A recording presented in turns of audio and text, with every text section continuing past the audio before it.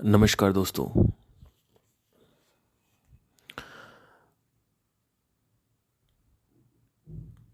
Marriage को लेके मेरे क्या विचार है इसके ऊपर, शादी को लेके मैंने पहले भी कई बार पॉडकास्ट किया है। पर कोई एक सज्जन है, उन्होंने पूछा है कि what do you think, what is the future of marriage. तो इसके ऊपर हम पहले एक प्रिडिक्शन देखेंगे और उसके पीछे का जो लॉजिक है कि मैं प्रिडिक्शन क्यों कर रहा हूं वो भी मैं देने की कोशिश करूंगा। चलिए शुरू करते हैं। आज से लगभग 50 साल के बाद, बाय द टाइम मेरी जनरेशन जो है मरना चालू करेगी, उसके पहले ही हो जाएगा। डाइवोर्स रेट पीक पे होंगे और मैरिज खत्म हो जाएगी। लोग ये समझ जाएंगे कि शादी के बंधन में बंधना अनिवार्य नहीं है, क्योंकि उनके पास एक ऐसी कंडीशनिंग होगी जो शादी के विरोध बात करना चालू कर देगी। अभी की जो सोसाइटी है, अभी का जो समाज है, वो शादी के विरोध बात नहीं करता है, शादी के विपरीत बात नहीं करता है। अभी का जो समाज है उसमें से 10 में से 2 लोग केवल शादी के विरोधक हैं। 8 लोग कहते हैं शादी कर लेनी चाहिए। और आज से 25 साल पहले की बात है, ये 10 में से 1 था, और आज से 50 साल पहले की बात है, 10 में से 10 लोग कहते थे शादी करनी चाहिए। 100%। शादी एक जीवन का बहुत बड़ा पार्ट था, अनमोल पार्ट था, भाग्य था, या भाग था, भाग्य नहीं, सॉरी। ये जो भाग था ये खाने पीने की तरह था कि चावल दाल भात ये सब की तरह था कि शादी तो होनी होगी, नहीं तो इंसान बेकार हो जाएगा। लेकिन जैसे जैसे वक्त आगे बढ़ता जा रहा है, मैंने एक चीज नोट करी है कि डाइवोर्स रेट बहुत ज्यादा बढ़ते जा रहे हैं। लोग इतनी तेजी से पिछले 5 साल में जो सोशल मीडिया का या इंफॉर्मेशन एज का जो पेनेट्रेशन हुआ है, उसके बाद से इतनी तेजी से लोग भाग रहे हैं शादी से दूर, और डाइवोर्स रेट बढ़ते जा रहे हैं। तो आपको क्या लगता है कि आगे डाइवोर्स रेट और नहीं बढ़ेंगे या खत्म हो जाएंगे? बिल्कुल बढ़ेंगे। आज से 50 साल बाद, आज की डेट मैं आपको बता देता हूं, 3 जनवरी 2023 रात को 8 बजे मैं प्रेडिक्शन कर रहा हूं। कई लोग सोच रहे होंगे कि डेट बताने की क्या जरूरत थी। डेट इसलिए बता रहा हूं क्योंकि ये पॉडकास्ट आगे चलेगा, अभी नहीं चलेगा। अभी ये पॉडकास्ट धीरे धीरे 5-6 साल में जो पॉडकास्ट है उस पर ऑर्गेनिक रीच बढ़ेगी, क्योंकि जो प्लेयर्स हैं वो है नहीं। मैं पहला प्लेयर हूं जो audio distribution channels like Spotify, Apple, amazon, इन सब पे आया हूं स्पिरिचुअलिटी कंटेंट में। ये यूट्यूब 2006 समझ लीजिए आप। वैसे स्पॉटिफाई इस समय जो चल रहा है, स्पॉटिफाई 2006 अभी चल रहा है इस समय। तो मैंने पेनिट्रेशन कर दिया 2006 में, और 2023 आ चुका है। अभी पॉडकास्ट ग्रो नहीं हुआ है। अमेरिका में भी ये पीक पे नहीं पहुंचा है अभी। अमेरिका में इसका बहुत बुरी तरीके से अट्रैक्शन तो है, और लोग सुनते भी हैं, और लोग बहुत ज़्यादा इसकी चर्चा करते हैं, इसको पसंद करते हैं, इसकी तरफ आकर्षित हैं, पॉडकास्ट सीरीज़ की तरफ। लेकिन इंडिया में इसका पेनिट्रेशन अभी नहीं हुआ है। और जैसे लोग पॉडकास्ट सुनते हैं 70-80 के यूट्यूब पे, ओशो के, कृष्णमूर्ति के, वैसे ही ये जो घोर कलयुग की एंट्रेंस है जहां पे मेरा जन्म हुआ है, आज से 10 साल बाद या 50 साल बाद जब मैं मर जाऊंगा, अगर अकाल नहीं हुई तो लगाना जरूरी है। ये चल रहा होगा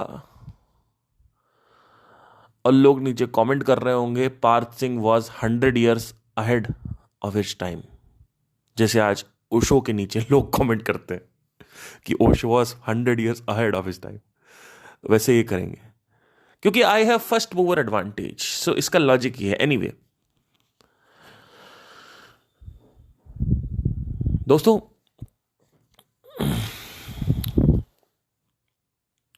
शादी का जो कॉन्स्टिट्यूशन है या शादी का जो एक्ट है जो लोग करते हैं, वो करते क्यों हैं? आदमी सुख चैन शांति चाहता है, लेकिन जैसे ही इंफॉर्मेशन एज आई उसके बाद से डाइवोर्स रेट बढ़ गए और आदमी नहीं रह पा रहा है साथ में। अब इसके दो कारण हैं। इसका कारण पहली चीज तो ये है इंफॉर्मेशन एज आई, उसके पीछे का लॉजिक मैं बाद में डिस्कस करूंगा। दूसरा कारण यह है कि औरतें आजाद हो चुकी हैं। हमारी मम्मियां हाउस वाइफें बन के रह गई। हमारे पापाओं ने अत्याचार किए, हर कोई नहीं, मतलब मैं एक एग्जांपल ले रहा हूं बस। हमारे पापाओं ने अत्याचार किया, लेकिन हमारी मम्मियां कुछ कह नहीं पाई क्योंकि हमें कहां लेके जाएंगी, वो पैसा तो है नहीं उनके पास। आज की जो औरत है, आज की जो महिलाएं हैं, आज की जो लेडीज हैं, लड़कियां हैं, जो स्त्री है, मॉडर्न जमाने की जो स्त्री है, वो सुनती नहीं है क्योंकि उसके पास पैसा है और पैसे से ऊपर कोई पावर नहीं है मटेरियल वर्ल्ड में। जिसके पास पैसा है उसके पास पावर है मटेरियल वर्ल्ड में। अंदर साइकोलॉजिकल वर्ल्ड में कोई कनेक्शन नहीं है पैसे का। इसीलिए पैसा संतुष्ट नहीं कर पाता है करोड़पतियों को। तो औरतों के पास क्या सीन है कि औरतें इस समय बहुत ही भयानक तरीके से पावरफुल हो चुकी हैं। आपने 4 बात बोली, उन्होंने छोड़ दिया आपको। उसके बाद औरतों को बाहर का एक्सपोजर, जैसे पहले मर्द जंगल जाते थे, मांस काट के लाते थे, औरतें बनाती थीं, ये धीरे धीरे अब 2000 शताब्दी में या 21वीं शताब्दी में इसने ट्रांजैक्शन मोड़ ले लिया है। और इसके बाद क्या हुआ है कि औरतें अब एक्सपोज हो रही हैं बाहर के एनवायरनमेंट के लिए, जहां पे वो लाखों लोगों से मिलती हैं। पहले एक ही आदमी था जो उसके लिए कृष्ण था, कहीं उसको कहीं बाहर नहीं जाने दिया जाता था। अब 50 ऑप्शंस और हैं, the thousands of options.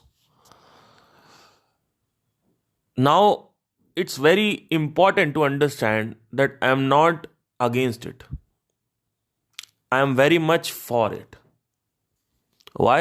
Because तुम्हें अकेले किसने ये वरदान दिया, ये अपॉर्चुनिटी दी कि तुम बाहर जाओ और भोगो और औरतें तुम्हारे लिए झाड़ू पोछा करें और खाना पीना बनाएं और तुम्हारे अत्याचार सहें। तुम घर से आओ, तुम बाहर ऑफिस से घर आओ तो तुम डिश गिटार से औरतों को मारो, तुम बर्तन तोड़ो, कह दो ये क्या खाना बना रखा है, इस तरीके की बातें करो। फिर औरतें डर जाएं, वो अपने बच्चों की शक्ल देखें, उनको छोड़ने का मन करे लेकिन वो छोड़ नहीं पा रही हैं।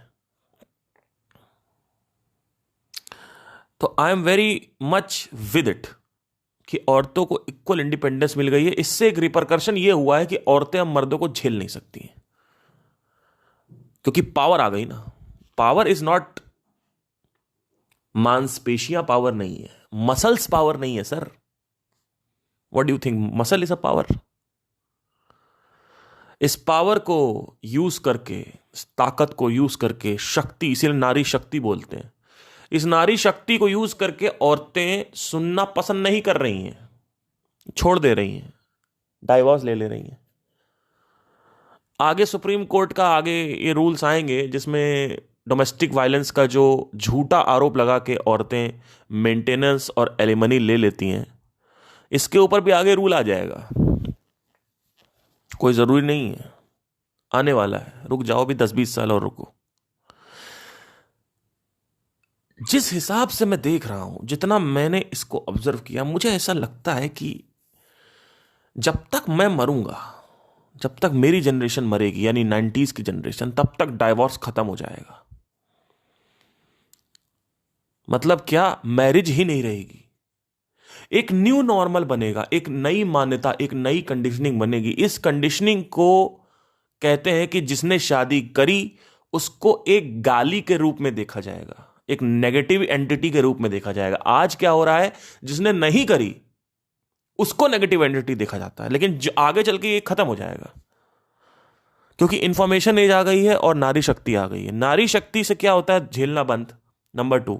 नंबर 3, ऑप्शंस बहुत हैं, आपको कोई और पसंद आ गया, आपको लगता है कि मेरा पति थोड़ा सा ऐसे करता है वैसे करता है, थोड़ा बहुत भी टेढ़ा है, लेकिन ये व्यक्ति थोड़ा बहुत भी टेढ़ा नहीं है।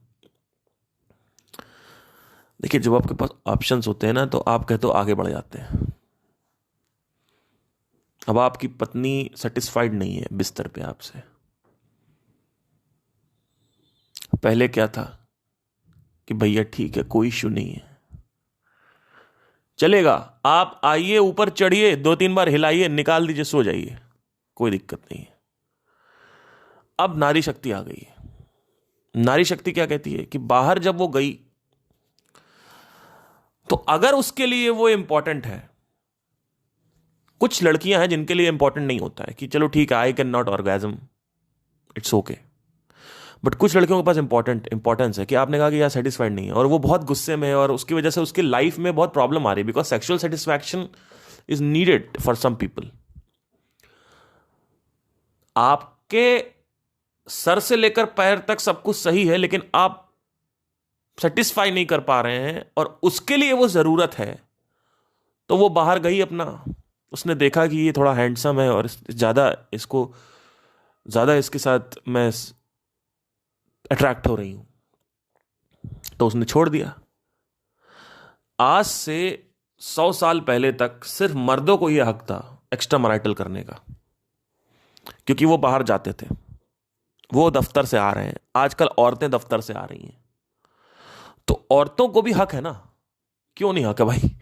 और एक्स्ट्रा मैरिटल अफेयर आगे लीगल हो जाएगा। मतलब क्या, हमारा मतलब नहीं है, हम आप इसको यूज करके कोर्ट में डाइवोर्स ले सकते हो, लेकिन इसके अलावा आप कंप्लेन नहीं रजिस्टर कर सकते हो, कुछ ऐसा हो जाएगा।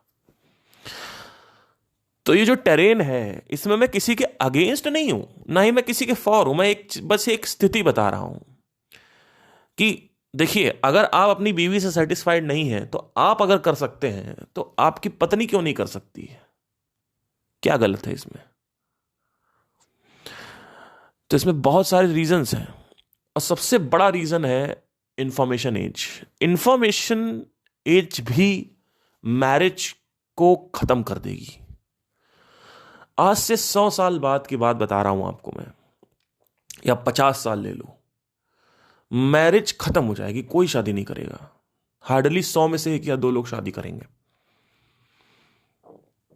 क्योंकि मैरिज इंडिपेंडेंस को खत्म करती है, मानो चाहे ना मानो।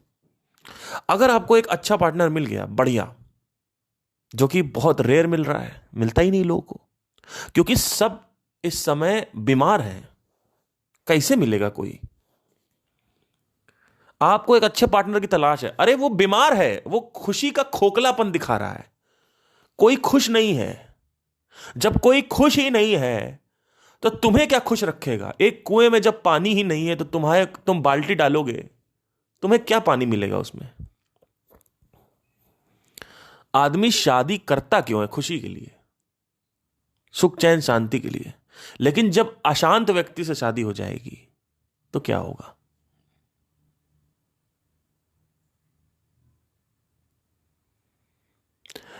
और इंफॉर्मेशन एज से आदमी शांति से क्रोध की तरफ बढ़ता जा रहा है। अब इसका लॉजिक देखते कि इंफॉर्मेशन कैसे माइंड पे एक्ट करती है। जितना ज्यादा आप इंफॉर्मेशन अंदर लेते हो, और जितना ज्यादा आप पैसे को यूज करते हो सेंसेस को स्टिमुलेट करने की, सेंसेस को उत्तेजित करने की, विषयों को भोगने की, इंद्रियों को उत्तेजित करने की, इंद्रियों को सक्रिय करने की, इंद्रियों को चलाने की, जितनी ज्यादा आप कोशिश करते हो, उतना ही आपका माइंड क्रोधित होता है। यह लोगों को पता नहीं है। फॉर एग्जाम्पल, एक शराबी है, जब वो शराब पीता है तो ही वो क्रोधित होता है। क्यों? क्योंकि शराब क्रोध का कारण है।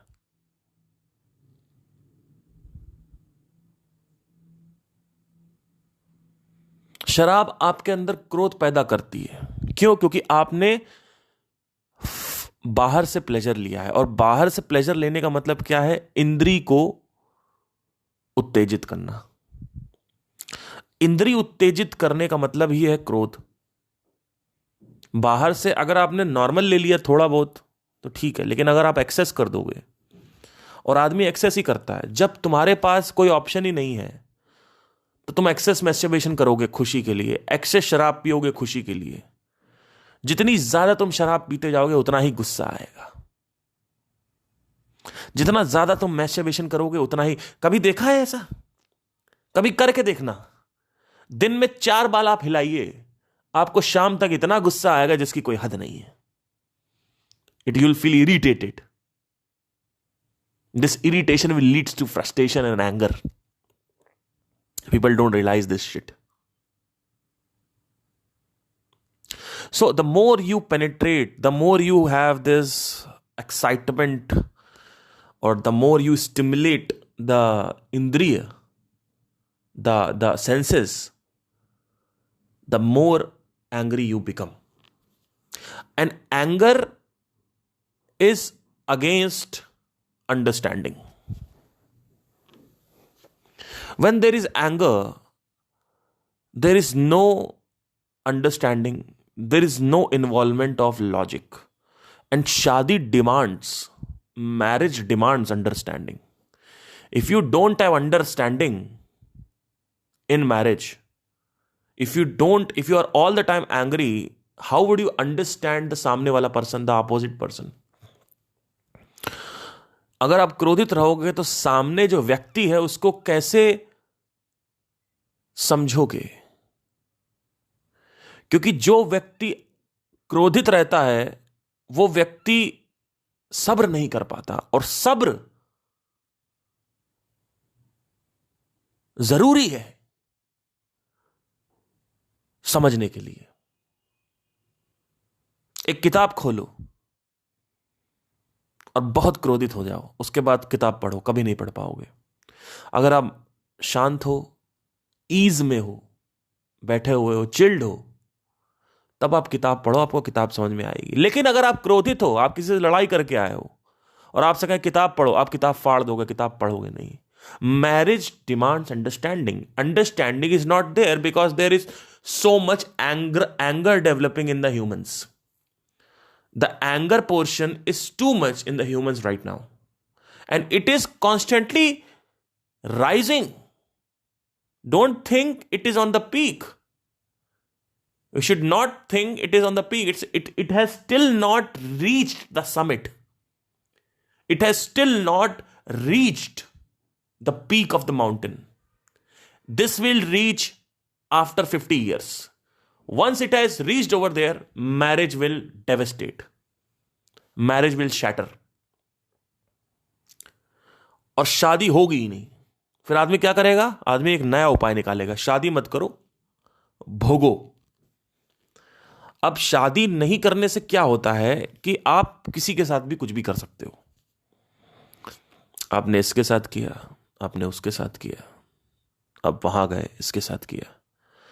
अब जब आपने कहा कि चलो 5 महीने के लिए रिलेशनशिप में चले गए, आप 5 महीने के लिए रिलेशन, फिर उसके बाद बाहर आ गए, वो भी बाहर आ गई, आप भी बाहर आ गए। 1 साल के लिए गए, 1 साल के लिए बाहर आ गए। 2 साल के लिए गए, 2 साल बाद बाहर आ गए। 1 महीने के लिए गए, 1 महीने बाद बाहर आ गए। 10 दिन के लिए गए, 10 दिन बाद बाहर आ गए। शादी में ऐसा नहीं है, क्योंकि शादी में ब्रेकअप या डाइवोर्स कहें तो 2 चीजें करता। एक तो आपको बहुत ज्यादा एलिमनी देनी पड़ेगी लड़की को, अगर बच्चा हो गया है तो, और मेंटेनेंस चार्ज देना पड़ता है। बहुत सारी चीजें हैं इसमें। तो आदमी इस चक्कर में भी, लीगल चक्कर में भी नहीं पड़ना चाहता। अब सवाल ये आता है बच्चा कैसा होगा? अमेरिका में रूल आ चुका है कि आप बिना शादी के बच्चा कर सकते हो। वैसे यहाँ इंडिया में भी आ जाएगा, या आ चुका होगा, मुझे आइडिया नहीं इस बारे में, शायद नहीं आया है अभी। तो यहां पर भी आ जाएगा, अब बच्चा पैदा हो जाएगा। जैसे अमेरिका में क्या, देखिए अमेरिका जो है वो हमेशा 10 साल आगे चलता है।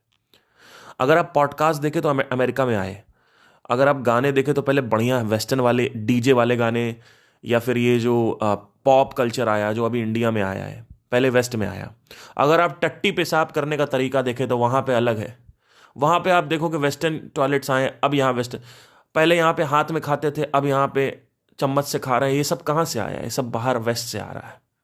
तो पहले चीजें वहां आती हैं, फिर यहां आती हैं। मोबाइल वहां पे आ चुका था 80 में, यहां पे 90s में आया है, फिर 90s एंड में मोबाइल आना स्टार्ट हुआ। आप अगर देखेंगे तो 10 साल बाद हमारे यहाँ चीजें आती हैं। जो चीजें वहां हो गई हैं 10 साल बाद, अगर आप गाने सुनोगे 90s के, वहां पे जैसे ब्लू हो गए, ब्लू बैंड है, और ये बैकस्ट्रीट बॉयज हैं, और बीटल्स हैं, और ये सारे जो बैंड, अगर आप इसको सुनोगे तो आप देखोगे ये तो हमारी तरह म्यूजिक बना रहे हैं, जबकि ऐसा ही है। क्योंकि वो 10 साल बाद अब आ रहा है यहाँ पे, 20 साल बाद, 10 साल बाद, और 10 साल बाद का एक आइडिया होता है। पहले वहां आती है चीज, फिर 10 साल बाद यहां पे आ जाती है। तो अगर आपको फ्यूचर देखना है तो आप पहले अमेरिका को देख लो। अमेरिका में इस समय डाइवोर्स 50% के आसपास है, ये रीच हो जाएगा 70-80% नेक्स्ट 10 साल में, और within 20 to 25 years this will reach to full occupancy. Hardly कोई 1000 में 1 या 2 मैरिजेस अच्छी मिलेंगी आपको।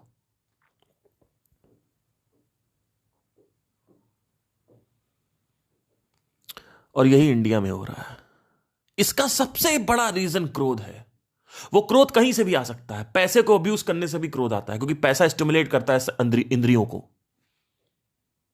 और इंफॉर्मेशन ही जा रही है, सोशल मीडिया, नेटफ्लिक्स, ये वो, आदमी और रेस्टलेस होता जा रहा है। आदमी को लगता है नेटफ्लिक्स नेटफ्लिक्स और ओटीटी प्लेटफॉर्म, पिक्चरें, एंटरटेनमेंट, मनोरंजन एक टेम्पररी एस्केप नहीं है, एक परमानेंट एस्केप है। जबकि ये एक टेम्पररी एस्केप है, और जितना ज्यादा तुम मनोरंजन लोगे उतना ही मन तुम्हारा अशांत होता है। इसीलिए मनोमंजन करो, रंजन नहीं। मन का मंजन करो, मन की सफाई करो। शांति और स्पिरिचुअलिटी अपने पीक पे होगी आज से 50 साल बाद। आज से 50 साल बाद जो आदमी स्पिरिचुअल है वो ही शांत हो पाएगा। आप अगर देखें तो अभी भी स्पिरिचुअलिटी के पीछे ज्यादा क्रेज हो गया है लोग का। क्यों? क्योंकि जो लोग भाई समझ चुके हैं वो आ रहे हैं, क्योंकि इसमें 10-15 लोग भी तो होंगे, 10-15% लोग होंगे जो समझेंगे कि भाई इसमें कुछ नहीं पड़ा है। और 10-15 लोग पर कहते सबको ढूंढेंगे, पढ़ेंगे, सबके साथ रहेंगे, जो जो भाषण देगा उसके साथ बैठेंगे लोग, जो स्पिरिचुअल स्पीकर होगा उसके साथ लोग बैठेंगे, उनको अच्छा लगेगा, उनको लगेगा यार ये साला नेटफ्लिक्स और लड़कीबाजी के चक्कर में अच्छा है तो इन्हीं के पास बैठो। लोग बैठेंगे, उनको अच्छा लगेगा, शांति करेंगे, मेडिटेशन करेंगे, योगा करेंगे, तो वो लोग तो आज़ाद हैं, वो लोग कहीं ना कहीं अपने आप को कंट्रोल कर लेंगे। लेकिन इसीलिए स्पिरिचुअलिटी भी अपने पीक पर जाएगी। एक कलयुग को लेके भविष्यवाणी हुई थी जिसमें कृष्ण ने बोला था कि शादी वादी सब खत्म हो जाएगी, कोई किसी का नहीं होगा, भाई भाई की लड़ाई होगी, फैमिली में ही ये सब होगा, पैसा ही पीक पे होगा, धन दौलत ही सबसे ऊपर होगा। लेकिन वहां पे एक प्रेडिक्शन नहीं बोला गया। वो प्रेडिक्शन ये था कि स्पिरिचुअलिटी भी अपने पीक पे जाएगी, क्योंकि जनसंख्या बढ़ती जा रही है, उसमें से कुछ लोग तो आएंगे ना।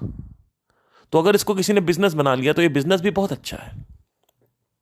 अगर business marketing point of view से मैं बोलूं तो बहुत अच्छा बिजनेस है, क्योंकि आप एक तरफ पैसे ले रहे हो पिक्चर दिखाने के लिए, वो जो पिक्चर आप मनोरंजन आप दे रहे हो वो बहुत बेकार है। लेकिन आप अपना पैसा किसी को दे रहे हो जो आपको शांति प्रोवाइड कर सकता है, जो आपको रास्ता बता सकता है, वहां पे ज्यादा पैसा देना चाहिए आपका। तो कुछ लोग होंगे जो, और ये किसी ने नहीं किया है प्रेडिक्शन, मैं आपको प्रेडिक्शन बता रहा हूं, ये प्रेडिक्शन है, बहुत खतरनाक प्रेडिक्शन है। अगले 50 साल में डाइवोर्स खत्म हो जाएगा, क्योंकि शादी ही नहीं होगी। लोग शादी करना पसंद ही नहीं करेंगे, कहेंगे हड़प नहीं करना, अपना अलग अलग रहो, अपना अलग अलग जियो। फिर बिना शादी करके जो लाइफ है उसका स्वाद लेना लोग चालू कर देंगे।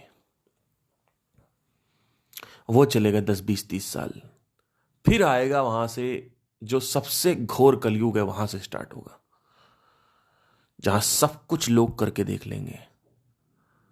फिर आएगा वहां से। तो this is the future of marriage which I wanted to tell, and it is all because of information age and because of too much sensory stimulation which leads to anger. इसका जो कारण है वो सिर्फ और सिर्फ दोस्तों क्रोध होगा, और इसका एक ही उपाय है, अंतर्दृष्टि। उसके अलावा कोई उपाय नहीं है। आपको अगर सुकून चाहिए तो आपको अपने पीनल ग्लैंड को स्टिमुलेट करना होगा, उससे रस निकालना होगा, उसको डीकैल्सिफाई करना होगा, जो कि मेडिटेशन के थ्रू होता है। और जो मेरी 6 प्रकार की सफरिंग है उसको पढ़ना पड़ेगा।